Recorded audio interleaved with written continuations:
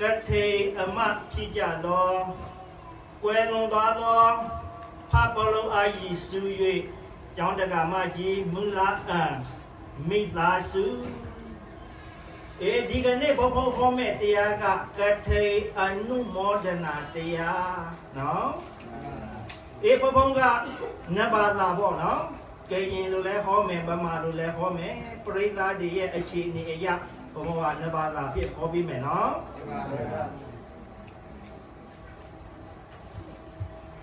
ဒီကနေ့သာသနာအလင်းရောင်ကျောင်းစုပေါင်းမဟာဘုံကထေအလူပွဲကထေအလူပွဲကတနေ့မှတစ်ကြိမ်ပဲနော်တနေ့မှဆိုရင်တလပဲတလမှလည်းတစ်ကြောင်းတည်းမှလည်းတစ်ကြိမ်တည်းထူးတဲ့ကထေပွဲဟုတ်တယ်မဟုတ်လား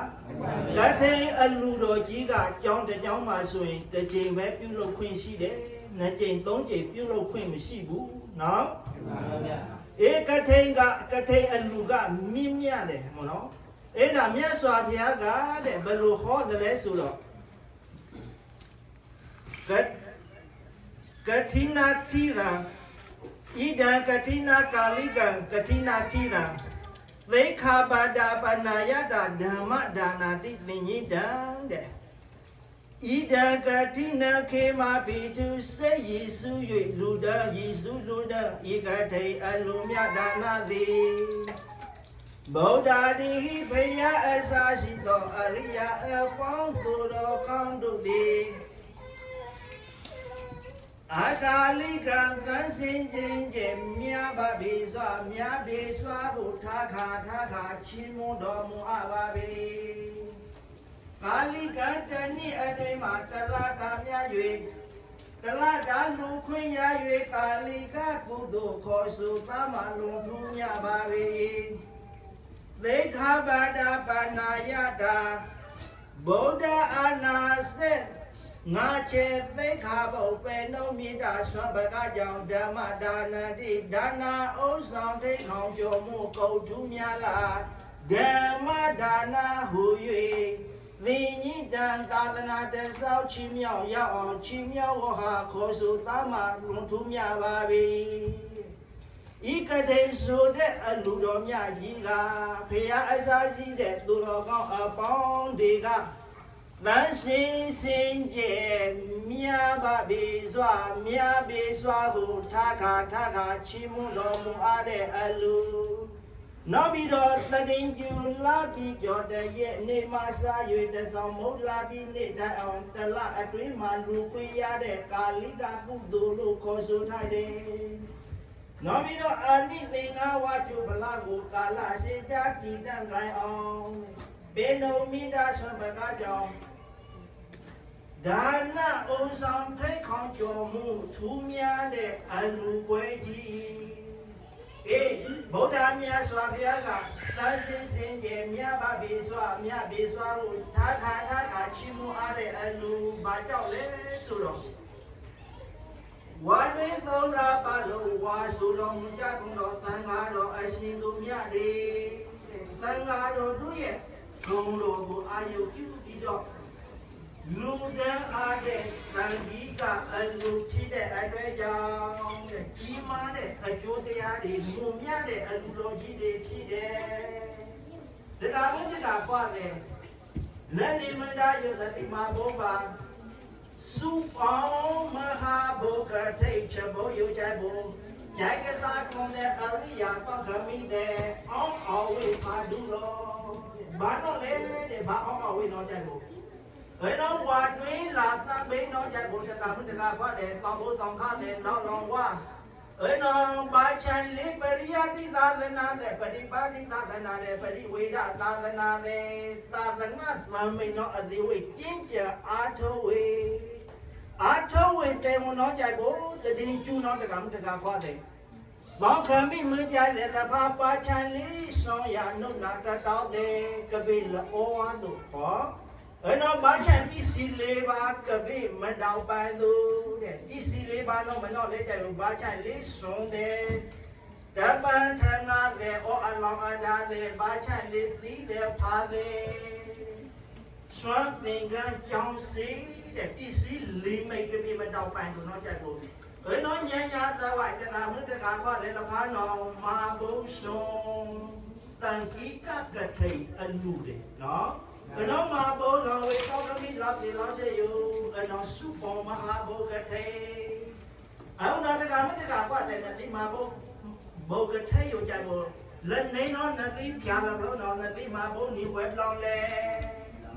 làm đó nó mẹ nè ở nó có lẽ ở chơi cả là cần ta chơi ô nè cái bên là tí mà bố ta tụ mà bố mình nha mà bố đi mẹ nè cho bố nó chơi cái啥còn ó quên đủ mà lo mẹ nè ở nó là như này cái kia nên là tất cả mới tất cả qua thế là tí mà bố lo cái thấy chơi bố cha đây là phá là tí ai yêu yêu xong khởi mi cùng mẹ nè xong khởi mi cùng nó chạy bố là tí Sĩ đến là sao thịa lòng phá Sĩ đến là gì đã đau bài bài sao thịa gì đã đau bài bài bài Mà bố á sợ bố nó chạy bố khẩu trả nó chạy bố gần lộ gì bá lý Tất cả mình tất cả phá được hả ở nó cái nó gần mình đi để mi mà gì chú cha su bò cha chong ta gần mình đi su bò su bò lý bò su bò để là phá nó gần ni wa đào bàn phi quê lo mấy à đâm đã qua thế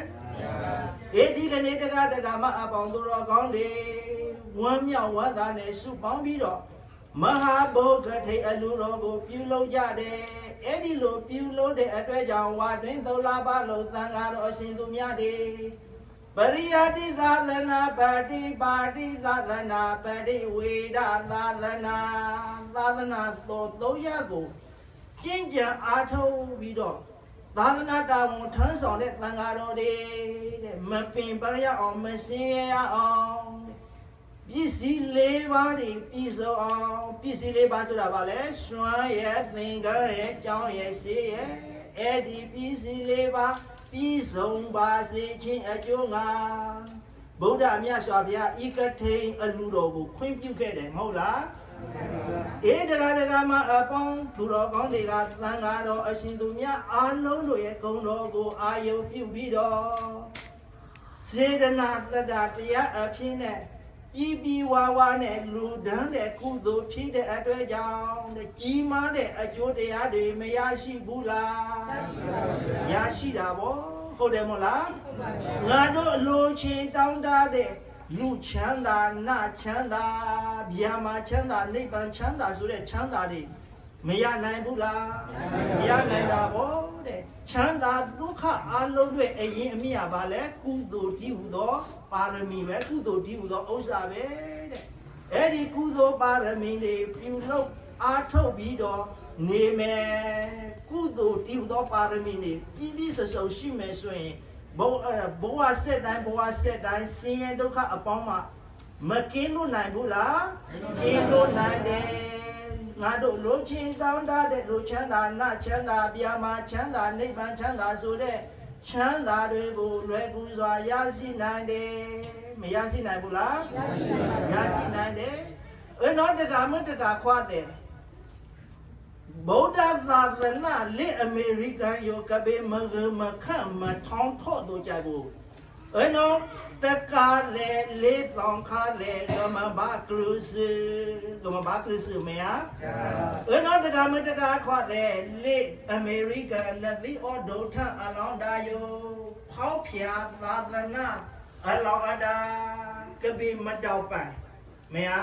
ở nó là the mà bố cả thế lần này là long Không khởi mi này đi nhiều á ở chỗ ở khẩu ở trà bá cha lê bí xí lê bá pháo phia ở lòng đà về mà ngược khác mà đào bài cái nó ở khẩu ở trà bá đủ mà cái nhà trà trà quá thế ở khẩu ở trà bá đủ đó mẹ này ở nói cái mấy cái quá thế pháo phia ta tính là lấy America dùng mà cái tháo mà đào bài chạy bộ cá mà nó mẹ này ở nó America pháo phia ở lòng ở đà để là phải rồi Cháu quên lên là chuối nhá, có lên là chuối là bố chuối là khó để qua phía đi phố cái nhà đám đá qua thế có là bố mẹ này cháu có nào ba cha lê là bố đã phía ra cái bên mà người khác rồi ต้องขมิ้นลิตกาคู่ของตะหม้อก็มาบ้ากลือซื้อมาบ้ากลือซื้อไม่อยากน้องฉันนี่บอกว่าพิจารณาอยู่พิจารณาแต่อยู่ใจกูแต่การละข้อร้อนอ่อนแต่เสียดีอาการได้อ่อนนี่กันได้หรออาการได้นี่กันได้น้องมันน้องเล็กแต่การกันได้สังกัดกันได้ไม่อันเนี่ยน้องแต่การเอาไว้อไปหรือสองพักอไปฉันนี่ไปน้องอลีคู่ของตะหม้อมาตาละหน้าน้องมาพอน้องมาเคน้องไม่อยากจำได้ก็เลยน้องจำบุน้องสองข้าลีแต่กาคู่ของตะหม้อก็มาบ้าลีทรงก็มาบ้าประตูทรงเจ้าบุครีปารมีก็มาบ้าประตูทรงตาละหน้าติดที่ช้าๆไม่อันเนี่ยจำได้ก็เลยไม่อ่ะเด็กๆมาป้องดูหรอกของดีมาดูที่อเมริกามาบ้านศาสนาดีมาดูที่ซอยดาศาสนาพิวดายังแค่เลยเนาะศาสนาพิวเดเนี่ยมาเด็กกันได้สิเดคุยกันได้สิเดเด็กกันได้ตะคุเนี่ยไม่รู้ยาละไม่ยาบูยิ่งเนี่ยเด็กเลยใส่ปลาเล็บปลาเนี่ยပြုလို့ရမယ်ခိုးကြီးတွေလည်းဥဆောင်ရမယ်အဲ့ဒီလိုသံဃာကန္တနဲ့တက္ကကန္တညီညာလေးနဲ့ဆောင်ရွက်မှသာလေငါတို့ရဲ့သာသနာတော်ကြီးကထွန်းလင်းလာမယ်တောက်ပလာမယ်သာသနာအုံမြင့်တွေတည်တံ့ခိုင်မြဲလာမယ်မဟုတ်လားအဲ့ဒါကြောင့်မလို့ငါတို့ဘာသာသာသနာကိုတကယ်ချစ်မြတ်လို့တယ်ဆိုရင်ငါတို့ညီညာလေးနဲ့ငါတို့စုပေါင်းဆောင်ရွက်ဖို့လိုတယ်မလိုဘူးလားလိုပါဘူးအင်းအားကသူကလိုအားတယ်နော်ဘာအင်းအားတယ်လဲဆိုတော့လူအင်းအားရဲ့နော်ငွေအင်းအားရဲ့စီလုံးအင်းအားရဲ့အသိပညာအင်းအားရဲ့အဲ့ဒီဟာတွေလိုတယ်နော်ငါတို့ဘာသာသာသနာတွေတည်တံ့နိုင်ဖို့ရန်အတွက်ဟုတ်တယ်မလားလူအင်းအားမလိုဘူးလားလိုပါဘူးရှင်းသမျှဗုဒ္ဓဘာသာတွေအကုန်လုံးပူပေါင်းပါဝင်တော့ညီညွတ်နဲ့ငါတို့ဘုန်းကြီးကျောင်းကိုလာပြီးတော့ခုနပြောပူပေါင်းပါဝင်ကြမယ်လူဒန်းကြမယ်ကုသိုလ်တွေစုပေါင်းလုပ်ကြမယ်ဟုတ်တယ်မလားအဲ့ဒါလူအင်အားနောက်ပြီးတော့ငွေအင်အားပံ့ပိုးလူဒန်းမှုလူအင်အားငွေအင်အားမလိုဘူးလားလိုပါတယ်လိုတယ်နောက်တစ်ခုကြတော့စီလုံးညီညွတ်အင်အားစီလုံးအင်အားတဲ့အဲ့ဒါစီလုံးနိုင်ဖို့ရန်အတွက်အရေးမကြီးဘူးလားတယောက်နဲ့တယောက်တိုင်ပင်ဆွေးနွေးပြီးတော့စိတ်တူကိုယ်တူနဲ့ငါတို့ဆောင်ရွက်ရမယ်ဟုတ်တယ်မဟုတ်လားဟုတ်ပါဘူးနောက်ပြီးတော့အသိဉာဏ်ပညာအင်အားဟုတ်တယ်မဟုတ်လားအသိဉာဏ်ဆိုတာစွမ်းအားပဲအဲ့ဒီပညာအင်အားတွေပါဝင်လာတယ်ဆိုရင်အဲ့ဒီအင်အားလေးမျိုးနဲ့ဟုတ်တယ်မဟုတ်လားလူအင်အားငွေအင်အားစီးလုံးအင်အားအသိဉာဏ်ပညာအင်အားအဲ့ဒီလေးမျိုးငါတို့တည်ဆောက်မယ်ဆိုရင်မရှိအဲ့ဒါမတိုးတက်နိုင်ဘူးလားတိုးတက်နိုင်တယ်ကြီးပွားမကြီးပွားနိုင်ဘူးလားအဲ့ဒါကြောင့်မလို့အခုကဒီစောက်တာကိုတာမှာအခုလောလောဆယ်ဆရာတော်ကျောင်းထိုင်ဆရာတော်မရှိဘူးတဲ့အဲ့ဒါသံဃာကန္တမှာဥဆောင်ဖို့မလိုဘူးလားလိုပါဗျာလိုတာဗောအခုဆိုရင်ဒါမနီဆိုတာပြည်နယ်နော်မေတ္တာပါရမီကျောင်းဆရာတော်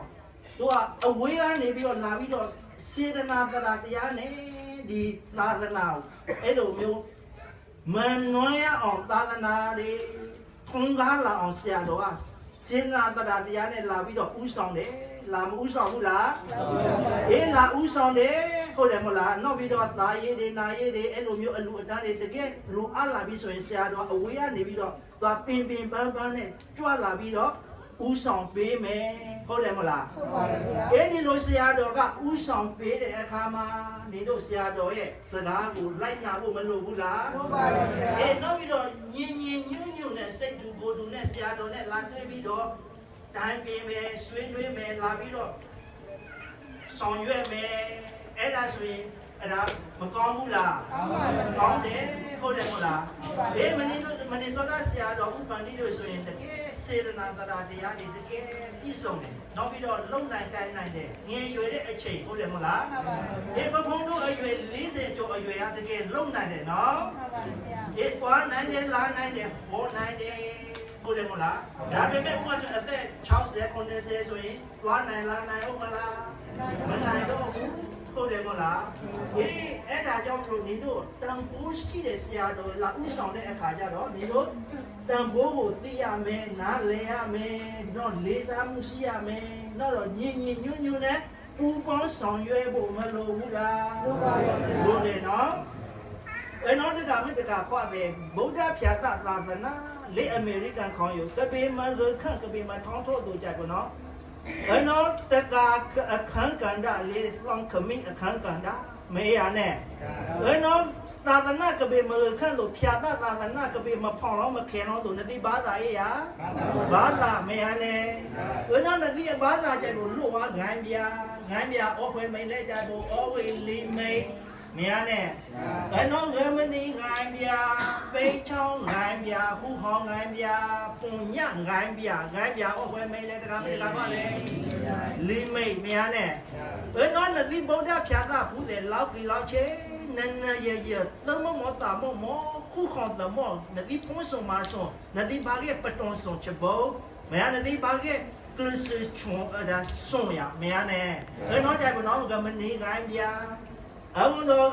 ကဖြာသာသာနာကဘေမကေလောင်းတို့ကြိုက်ဖို့ခွဲဝိနေချူနေလေစေနာသာတော်တရားကမမဘိုးလောင်းမရနဲ့ငမပတွန်းလောင်းချဖို့အခရီးငမမဘိုးပိတ်ချောင်းတဲ့သဘောတရားအဲ့တော့ပိတ်ချောင်းငိုင်းပြအဲ့တော့တကားလေးဆောင်ခါကမဘာတိုင်ပြင်လို့သာကမဘာလောထိုင်လို့သာကဲကျူရခိုးဖြာသာနာကဘေမခန့်လို့ကမမပတိလေကမလီပတိလေအဲ့တော့ကလောဆွန်ထိုင်ဆွန်ကတိုင်ပြင်လို့သာအခုကြိုက်ဖို့ခုခေါ်ကအကရစအမကြိုင်ဘူးဖြာသာသာသနာထောင်းထောအေးရတကာမိတကာခွာလေထောင်းထောလို့မရဘယ်တော့လို့ရတာမတာခွာလေချက်ခုချက်ခေါမေရနဲ့ဘယ်တော့ကြိုင်ဘူးနည်းနေထောင်းတော့ဒီမှာပြန်လေဖလို့ဘိုးကထိုင်ရေးဆောင်ဘိုးကထိုင်ရဲထိုင်အော်ကိုလာအော်ခုခေါဘာအော်ခုခေါမရအော်ခုခေါဒီကအေလူသာသလာလဖလို့တော့ကမဘာအေလောလူသာကမဘာဖုန်းဆောင်မဆောင်ခုခေါတော့ကမဘာကရစချမ်းဖြာသာသာနာမရနဲ့အဲ့တော့ဘာချလစ်ဆောင်ခမီးတဲ့ကဥဆောင်တော့အခုအနာဥဆောင်မှုရအရေးဒူးထောင်းပါတော့ဥဆောင်မှုလက်သီဝါဥမိုင်ဥဆောင်မှုလောအားကြိုင်ဖို့ထောင်းတော့သည်တကမတကခါတယ်မရနဲ့အယောဆောင်ခဖာဒူမရမနိစောတာဆောင်ခဖာဒူကဥဆောင်ကအောင်တာကကလုစကချောင်းခွဲဝေနော်နတိသုံးမောင်းတာမောင်းအေးရတကမတကခွာတယ်မရနဲ့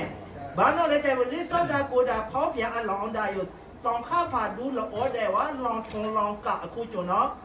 မရကဘေလောင်ထုံဝါဒုကဘေလောင်ဘန်ဝါဒုကသာသနာယဂမဘာချောင်းထွက်ချံမရနဲ့သောက်ခမိတဲ့ဒီကွယ်ဝီနေစုနေလက်စနာတဲ့တော့ဖျားရဲ့ကလစ်ရဲ့မှာမရဘာလဲတော့ကောယ်နာကြီးလေရေနာကြီးခူနာကြီးမရစနိုးတဲ့အလောင်းကြိုင်ဖို့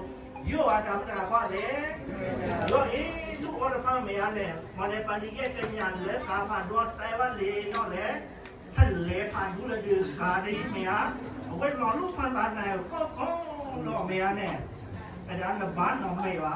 ဘာယူတန်ဖို့ဒီလေတော့ကျွန်တော်ပြောရအောင်ဒါပါလေယောအေးတော့အလူစနိုးလာဘာယူတန်ဖို့ဒီလေတော့စီလို့မရနဲ့တော့ဘယ်ဒီဘာနာဒီမေးရတာပါလေ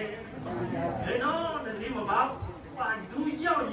မြန်တယ်အဲ့တော့ဒီပါဒူအရောက်ပြီးတော့ဆိုတယ်မှာမရသောဘုသောခါလေသာသနာပြုနိုင်မဘောစာမချိုးမရတာပါလေတော့တော့မဘာပစ္စချမ်းမရနဲ့အဲ့တော့လည်းရတဲ့ကထဲဒီမှာမရနဲ့လခုခေါ်တဲ့မော်နဲ့ဒါတော့မနေတယ်လပေါ့ကမနေငိုင်းပြဘုရားမှာဘုရားလေလူပွဲဝထုတယ်ไปช่องไงเมียอุดรตึ้งมอตามอเก็บผู้ส่งมาส่งเมียคู่ของไงเมียเนี่ยอุดรลีเนี่ยชมียาเนี่ยละพานองที่ชนะนี่อลีบัตอุ้ยสองบาทคุณจุน้องคุณเนี่ยไงเมียเนี่ยโอ้จอมคุณน้องมอเนี่ยเลยเรื่องนี้มันได้อยู่ได้ว่าที่กันที่โบอยู่น้องใจโบเติมมอตามอพาดูโลเติมมอตามอพาดูยาแล้วมันเราบ้านชาเนี่ยต้องขมิ้นเมียหมดในปาร์ตี้เลยอันเนี่ยเลยเนี่ยလေအတကားလေရဲ့ဘူးဆောင်မှာချမ်းဘူးနော်နတိသုံးမောင်းတာမောင်းအေးရတကာမတကာခွာတယ်တာမောင်းပါဒူနဲ့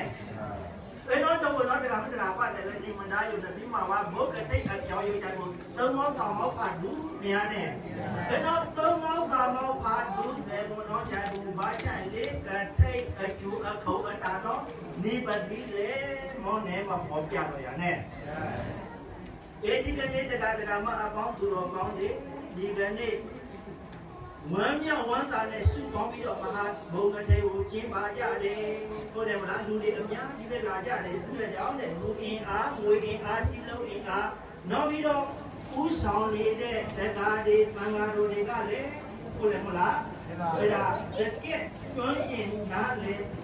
တားမြောက်တဲ့အတွက်ကြောင့်ဒါပညာအင်အားပေါ့နော်အဲ့ဒီအင်အားလေးပါနဲ့တော့ဦးဆောင်ကြတဲ့အတွက်ကြောင့်သူတို့ကတကယ်အောင်မြင်ပြီးဒီစုံကြီးပေါ့နော်အဲ့ဒါကြောင့်ဝမ်းမြောက်ဝမ်းသာပဲဖြစ်ကြဘူးလားဖြစ်ကြတယ်နော်အဲ့ဒီလိုဝမ်းမြောက်ဝမ်းသာဖြစ်ပြီးတော့တထိတ်အကျိုးနဲ့ပတ်သက်ပြီးတော့ဘုံနေဟောပြပေးမယ်နော်အဲ့ဒါတထိတ်အလူကိုလူဒန်းရအတွက်ကြောင့်ကြီးမားတဲ့အကျိုးတရားတွေကရှိမျိုးရှိတယ်ဘယ်နှမျိုးလဲရှိမျိုးပါဗျာအဲ့ဒါလာပါအရှင်ချမ်းသာခြင်းနေဘေကင်းလေးလေးအသက်စေ၍ပေါတိပရိသာကျိုးဖလာနေပညာပြီးဝနိဗ္ဗာန်ရသည်အာထာကထိန်လူကျိုးသည်ကဲဘဘုံတော့လိုက်ဆိုကြည့်မယ်နော်လာပါအရှင်ချမ်းသာခြင်းနေဘေကင်းလေးလေးအသက်စေ၍ပေါတိပရိသာတို့ကြီးစွာနေ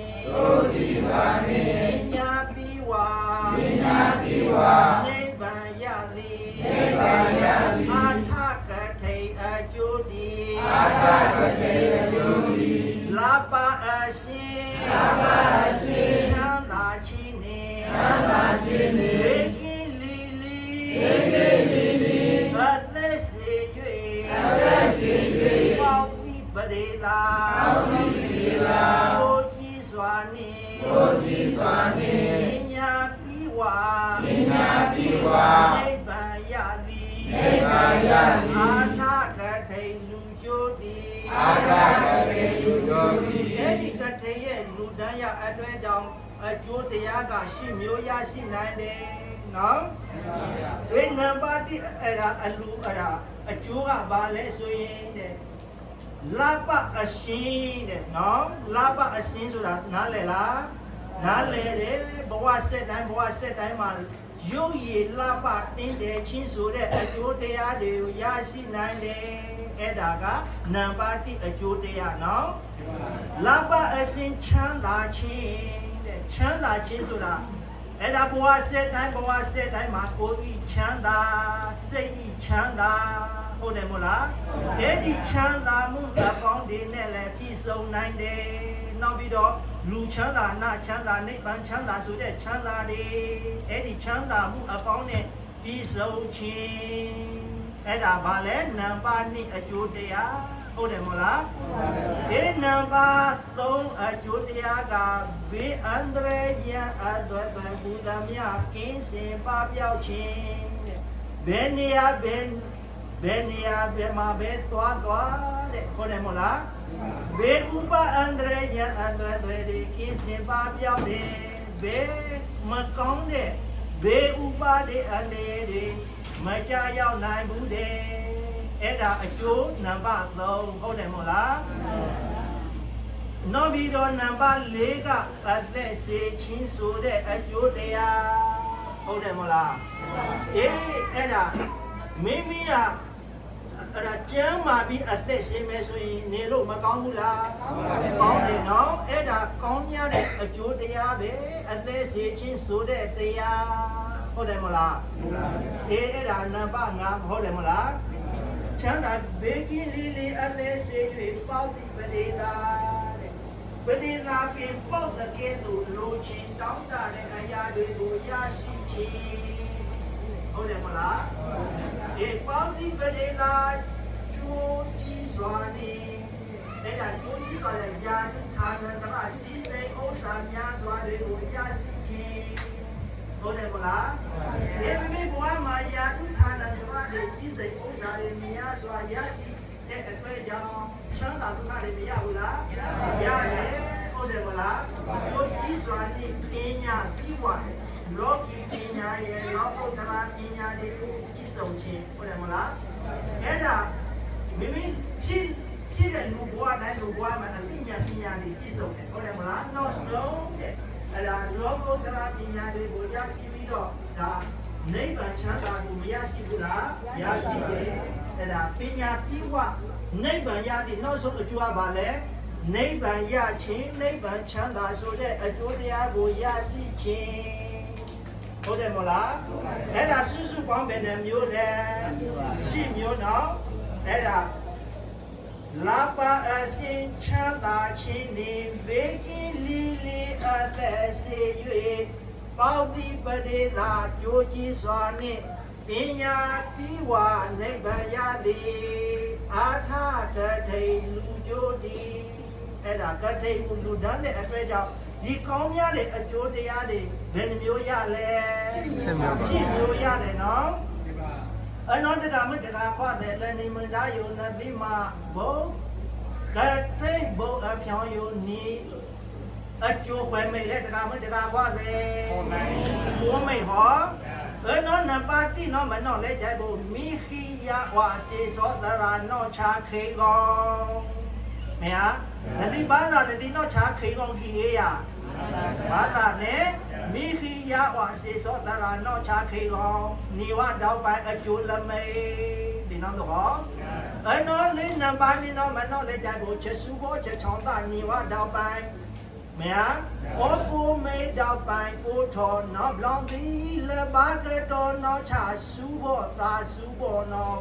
နိဝတောက်ပိုင်ချက်စုဘောချက်ချောင်းတာနဲ့ရဲ့ကဘာသာမယားကဘာသာကမဘောကတိတ်ကနိမလာယစုဘောချောင်းတာနိဝတောက်ပိုင်အကျိုးအခေါတာလမေမယားနဲ့အခုတော့နံပါတ်3တော့မတော့လေကြိုက်ဖို့ပါချက်လေးအန္တရာယ်ဝေဒနာနဲ့တော့ဖုန်ကလေးချိတ်ကောင်းနံပါတ်3တော့မတော့လေအန္တရာယ်ဝေဒနာနဲ့ဖုန်ကလေးချိတ်ကောင်းနေရနဲ့မတော့နံပါတ်3မြာမတော့နံပါတ်4တော့မတော့လေကြိုက်ဖို့ချက်ချမွေးလက်တာချုံခိုင်ပေါ်ရောကိုဟောကလေရလက်ကရောက်တော်စွာတော့နိဝတော့ပိုင်ကရောက်တော့တာမတာကွာလေမြာနဲ့နိဝတော့ပိုင်မြာနော်ဘေးကီလီလီအသက်ဆွေပေါ့ဒီပဒေလာတဲ့နံပါတ်6နော်ရနဲ့နော်နံပါတ်6နော်ကြိုက်ဖို့မောနေတဲ့ဒီပဒေလာထုံးမြာကြည်တဲ့ထုံးတဲ့ပဒေလာထုံးတဲ့ဒီနိဝလောတဲ့ကဘေနတိပါတာတို့ဘေနတိချုံမွန်းတို့ဘေနတိအောင်ကေတို့နိဝတော့ပိုင်မြာနဲ့နော်အကျိုးမြာခြံတော့လည်းမေးတယ်လေးနံပါတ်ခုနော်မနော်လဲကြိုက်ဖို့နော်ဘာချန်လေးယာဒုဌာနန္ဒရဘာချန်လေးကေဝခုနာလေမြာပဒါအကြာထုံးဖို့အကြာကြီးဝါနိဝတော့ပိုင်ဘာချန်လေးကြီးတဲ့ထုံးတဲ့မနိုင်သေးလားလေနိဝတော့ပိုင်နော်ခြံတော့မရနဲ့အကျိုးအခုအတာနံပါတ်ခုရနဲ့နော်နံပါတ်9နော်မနော်လဲကြိုက်ဖို့ဘာချန်လေးပုံညတာမတာကွာဟောချက်ကိုလောကီပုံညလောကုတ္တရာပုံညချက်ပုံညလေးကိုအဖောင်းတော့ကြိုက်လို့ဒါဖောင်းစီတော့မရနဲ့နော်လောကီပုံညနဲ့လောကုတ္တရာပုံညနဲ့လည်းဖာနော်နိဝတော့ပိုင်မေးရတာမတာကွာလေအခုတော့အလောင်းခိုင်းတော့တော့မနော်လဲကြိုက်ဖို့ဆောင်းနယာနုနာတတောက်ပုံလေးလီပေါင်းစုပေါ်တော့နိဝတော့ပိုင်အကျိုးအခေါ်တာဝဲမိလဲတကာမတကာခွာသေးအကျိုးအရာအခေါ်တာခိုးမိမရနော်နတိစီရဝါနတိမာဘောကတိတ်အကျိုးအခေါ်တာခိုးမိယောနတိသုံးမောက်တာမောက်အရာတာမတကာခွာသေးသုံးမောက်ပါဒူတော့မရနဲ့အေးအဲ့ဒီကထေရဲ့အကျိုးတရားတွေဟာဒါမကြီးမားဘူးလားကြီးမားတယ်မြတ်စွာဘုရားကမချီးမွမ်းဘူးလားချီးမွမ်းတယ်နော်ကဲဘုံတော့နည်းနည်းလိုက်ဆိုလိုက်အောင်မယ်နော်ကထေဒါနမြာလာဗေဒာကထေဒါနမြာလာဗေဒာလူထုမောချီကျူခါခါလူထုမောချီကျူခါကိုအလျောက်ပေါ်ပါပရိခရာကိုအလျောက်ပေါ်ပရိခရာဝေသယဟံဖိယပါ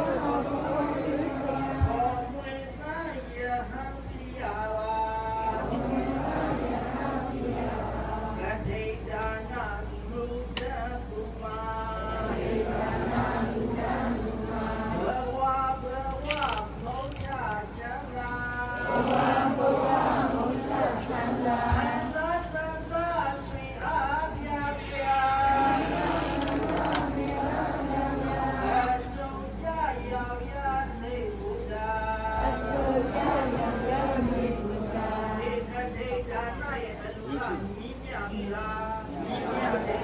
အဲ့ဒါမြတ်စွာဘုရားကသတ်စစ်စင်ကြယ်ပြပါပြီစွာမြတ်ပြီစွာဟုထာခါချီးမွမ်းအားတဲ့အလူအဲ့ဒီကတည်းပင်ကကိုလူတတ်တဲ့အတွေ့အကြုံတဲ့ဘဝဆက်တိုင်းမှာလူချမ်းသာနတ်ချမ်းသာရမချမ်းသာတွေကိုရရှိနိုင်တယ်နော်ဒီတော့ဆုံးကြတော့မြတ်စွာဘုရားရဲ့အထံတော်မှာအေဟိဘိက္ခုယဟံအဖြစ်ကိုရပြီးတော့အေဟိဘိက္ခုယဟံဆိုတာနော်အဲ့ဒီပရိက္ခရာတွေကိုဝေစရာမလိုပဲနဲ့မြတ်စွာဘုရားရဲ့ရှေ့တော်မှာယဟန်ခံလိုက်တယ်ပေါ့နော်မြတ်စွာဘုရားအေဟိဘိက္ခုကိုခေါ်လိုက်တာနဲ့ပရိက္ခရာရှိပါအစုံအနေနဲ့ရောက်လာပြီးတော့ယဟန်တာအဖြစ်ကိုရရှိတဲ့ပုဂ္ဂိုလ်တွေဟာအေဟိဘိက္ခုယဟန်ကိုဘောတယ်ဟုတ်ဘူးလားဒီအဲ့ဒါကြောင့်လို့ကိုယ်ကစေတနာသဒ္ဒါတရားဖြစ်ပြီးဆုံးနဲ့အဲ့ဒါကတိသင်္ကန်းကိုလူတတ်ပဲဆိုရင်အဲ့ဒါအကျိုးတရားတွေနဲ့များဘူးလားဒီဘာကြောင့်အကျိုးများတယ်ဆိုတော့ဒါသံဃာတော်တွေရဲ့အားလုံးပုံကိုအာရုံပြုပြီးတော့သံဃိကအလူကိုလူတတ်တဲ့အတွေ့အကြုံအကျိုးမများဘူးလားများတယ်အဲ့ဒီကတိသင်္ကန်းကိုလူတတ်တဲ့အတွေ့အကြုံနဲ့နောက်ဆုံးများစွာဘုရားရဲ့အထံတော်မှာဘုရားရဲ့တရားတော်ကိုနာကြားပြီးတော့မြတ်စွာဘုရားအထံမှာယဟန်အဖြစ်ကိုရရှိမယ်နော်ရိုးရအဖြစ်ကိုရတာမဟုတ်ဘူးတဲ့မြတ်စွာဘုရားအေဟိဘိက္ခုကိုခေါ်လိုက်ရင်ဘာတင်ရမလဲပရိက္ခရာရှိပါအစုံအနေနဲ့ဖြစ်ပေါ်လာပြီးတော့အေဟိဘိက္ခုယဟန်တာအဖြစ်ကိုရရှိမယ်ဟုတ်တယ်မလားအေယဟန်တာအနိဗ္ဗာန်ကိုမရမီစတာကာလမှာဒါကျင်းလေတဲ့ဘဝတိုင်းမှာဆိုရင်ဒါလူချမ်းသာနတ်ချမ်းသာပြာမှာချမ်းသာအဲ့ဒီချမ်းသာတွေမရနိုင်ဘူးလားရနိုင်တယ်ဟုတ်တယ်မလားဒီအဲ့ဒါကြောင့်လို့ကတိဒါနလူဒလူမှာဘဝပေါချချမ်းသာခံစားစံစားဆွေအားပြပြအစုံပြရောက်နေဘူးဘယ်တော့တကမတကကွာတဲ့တတိမဘဝကတိချဘုံယူတော့ရတူအဝိအကျိုးအလိုဝတ္တလေးဘူးတော့ကြိုင်မစားဘူးလေတော့ဟောအဝိဘူမာတော့ဟောအဝိမယဘယ်တော့တတိမဘဝတော့ခံပြီးတဲ့ဓမ္မကနာယူတော့ကြဘူးဘယ်တော့အကျိုးအကြကြခဏတော့ကြဘူးတော့ဒီစုဖို့အိစုဖို့တော့စုဖို့တဲ့နော်ခပ်အလား Brahma Suboya အဲ့ဒါကိုနော်တော့ပရိုစုဘောရတဲ့စုဘောတဲ့ဘာမှမမတော့ပါဗျာဘယ်တော့ခိုင်ထောင်းတော့တတိမတော်တော့လေဘုရားကျဲကစားကိုဘယ်တော့တတိတော်တော့လေကျဲကစားကိုတဲ့ဘုရားတတိမရှိနာဝါတော့တတိချုံနာတော့တဲ့တတိမနီတရားတဲ့ဘုဘယ်တော့တတိမကေထောင်းဝါဧကိဘိက္ခုယဟန္တာဒီနော်တော့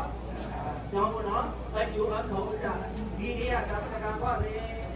ဒီမှာသူတော့နေရနဲ့ဘယ်တော့ကျောင်းဘုတခါမတခါပါတယ်လည်းဒီမှာရောနေရနဲ့ဘယ်တော့နတိမဘဝစုဘောမဟာဘုကထေယူတော့ကြဘူးသုံးမောတာမောတဝိကာဒီစေတနာတွေအောင်ရလောကလာ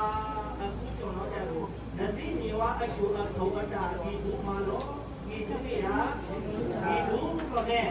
ဘာလို့တော့နတိမဘဝကထေယူနေဝအကျိုးအထောက်တာဒီစီရအောင်နေရနဲ့ဘယ်တော့ဘာချက်လဲနတိစောတာကိုတာဖောက်ပြတာမနာအလောတာမရဘယ်တော့တာနာကဘေမလို့မထကဘေမဖောက်တော့ဘေမပြေလို့ကြဘူးနတိကိုကဒီခေါနေတော်လာတော့သူ့ဟာကြကြဝဲမိလေလီမေဝဲမိလေဘယ်တော့ဂမတိခံပြဘေးချောင်းခံပြခေါင်းခံပြပုံညခံပြဝဲပြဝဲမိလေကံတာတော့လေလီမေမရနဲ့ဘယ်တော့ချက်လေးနဲ့ကြံပြဟောတဲ့ကိုတိပတ်တော်တိအောက်တိုင်းဒီမကြောက်ပါဗျာဘယ်တော့ဆက်ပြီးအရေးကြီးရနာတာပါလေဘယ်တော့အတော်ကြဟောပဲကြောက်တာလေနာတာပါလေကျန်တာကမှချဖို့ချပါရောမှာလေနိကန္ဒမယဘယ်တော့ကတာကန္ဒလမေဒေသနာကန္ဒလမေဟောပဲမေလေဘယ်တော့တတိမဘာဥဆောင်တကာလမေတော့ဥဆောင်နေရဒီကောကမိလမေတော့ဥဆောင်နေရဘယ်တော့ကျတော့ခုခေါ်တော့တကာနဲ့မဘာဥဆောင်ကောကမိနဲ့မဘာဥဆောင်နေရတဲ့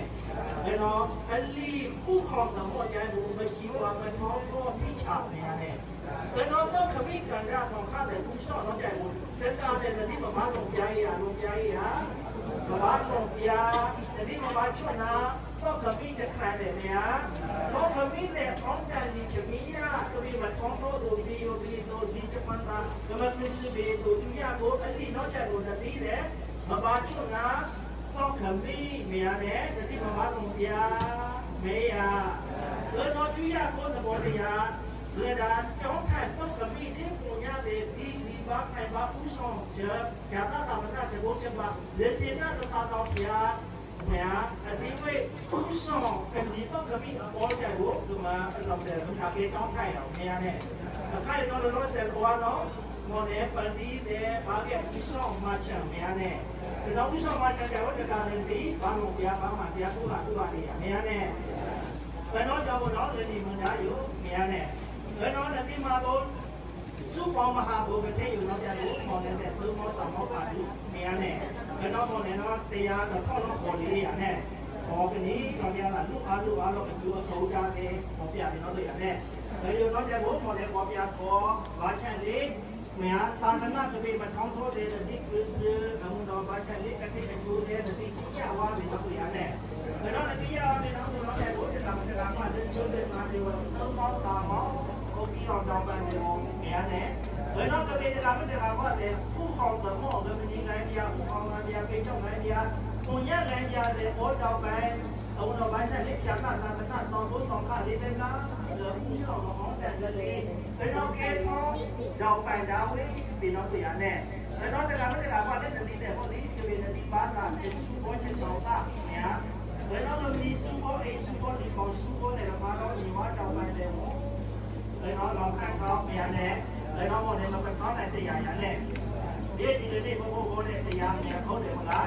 เอกกันที่ไอ้ตัวตัวอย่างดินั่นเลยตัวพี่บอกละนั่นเลยตัวพี่น้องพี่ดอกมาด้วยที่สอดบูดาผู้ยิ่งจังหวะดาทาวรัตติเตเยกันด้วยเยมูเตเยกันด้วยเยยูโนบุญยังกันด้วยพาดูลูอาเดอาบิชิบุลาบาเดลูอาเลลูอีอาเยมวยอีอาเยซีโลอีอาเยปิญญาอีอาเยเอดีปิญญาอีอาเยเนี่ยผู้ปองပြီးတော့ဟိုလားတက္ကကန္တရဲ့ဟိုဤသက္ကကန္တရဲ့ผู้ปองပြီးတော့ညီညီနဲ့ငါတို့ဆောင်ရွက်မယ်ဆိုရင်ဒီနေရာဤဌာနမှာဘုရားသာသနာတော်ကြီးထာဝရမကြည်ပြနိုင်ဘူးလားကြည်ပြနိုင်တဲ့သာသနာလေးမထုံကားနိုင်ဘူးလားထုံကားနိုင်တယ်နော်ဒီတဲ့ဒါကြောင့်တဲ့ဒါလေးကိုနားတယ်တော့ပေါ့ပြီးတော့တက္ကကမှာအပေါင်းတို့ပေါင်းတို့အလိုရှိအားကောင်းတာတဲ့အသက်စီကြီးအစက်ကချင်းခုံအားကြီးခြင်းဉာဏ်ပညာကြီးခြင်းဘုဒ္ဓဘောအာနုဘောကြီးခြင်းအစရှိတဲ့ကောင်းမြတ်တဲ့ဘုရားတွေကိုရရှိပြီးတော့နောက်ဆုံးဘုရားတရားဓမ္မဒေသနာကိုဒီလိုမစိုးတာမယ်နော်ဒီကာယုကတုခိတာသဗ္ဗဝန္တုနေထမိကလာသမဒေဝနုရခန္တုတောတေတုပါသန္တာသာနာသာတကိုယေရဏကိုယေနိအစီကိုယုံကြည်လေးမြတ်ကာလတာရှိကြတဲ့တရားနာပရိသတ်အပေါင်းတို့တော်ကောင်းတို့ဘောဓမကသာသနာသုံးရလုံးအများကိုယုံကြည်အားထားတဲ့တရားနာပရိသတ်အပေါင်းသင်တို့တော်ကောင်းတို့ဟာ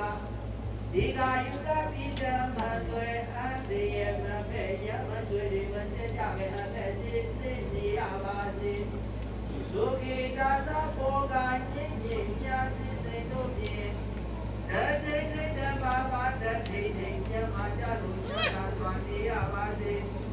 ပညာပညာသမာဓိအချင်းချင်းနဲ့မေတ္တာဓာတ်အများလာဝင်ကြလို့တူတိတူချီတတာဤလုံးလည်းဆွေမျိုးဝမ်းမြောက်နိုင်ကြပါစေအိဋ္ဌာမိဂလအလိုရှိအမြတ်တော်သည်ပေါင်းများသောအိဋ္ဌာမိဂလများတို့သည်ဘဂဝန္တုစေကန္တာယေစခါချီလက်နေစီတိုင်းတဲ့ယေစီတိုင်းတို့ဘုမဟာရွာသုံးပြုသလုံးပါအမြုံမျိုးရဲ့တည်း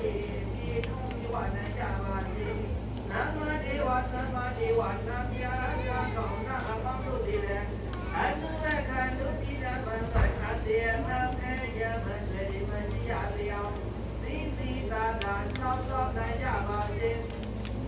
မာသန္တာဒေတာတုတာတွေ့ပြီးကကြာသေးကြကုန်သောသာနာကြီးကြီးငယ်ငယ်အရွယ်သိသောများစွာသောလူအပေါင်းတွေကလည်းတော်သင်သူမေတ္တာတာအိပိပိစိတ်လက်ရေးကြီးမပြည့်အစိတ်နဲ့၍